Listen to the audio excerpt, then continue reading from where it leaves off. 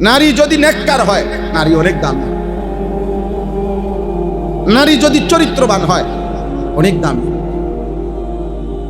কোন মেয়ে যদি, মহিলা যদি পাক পবিত্র বলা হয়, ইজ্জতের হেফাজত করে, লজ্জাস্থানের হেফাজত করে, দেহের হেফাজত করে, যৌবনের হেফাজত করে, খোদার কসম ওই নারী পবিত্র।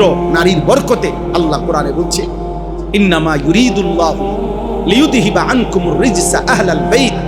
আল্লাহ বলেন, আমি ওয়াদা দিলাম নেককার, চরিত্রবান, পর্দানশীল, নামাজি, ইমানদার নারীর বরকতে তোমাদের পুরুষদের সকলের ঘর আমি পবিত্র করে দেব।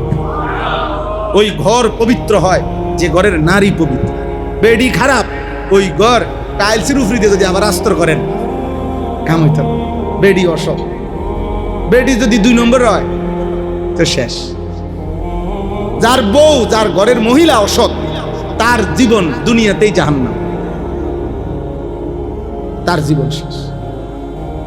এটাই জন্য তো আমরা বেশি ভয় করি। আমরা যে সমস্ত পোলাপাইন দিন রাত নারী দেখে, ছবি দেখে, মোবাইলের অশ্লীল দৃশ্য দেখে, নর্তকী দেখে, আহা বা তোর কপালে যদি এরকম একটা মহিলা পরবর্তীতে বিয়ের বউ হিসেবে জোটে তো বুঝবা কয় দিনে মাস যায়, সর্বোচ্চ 20 থেকে 22 দিনে।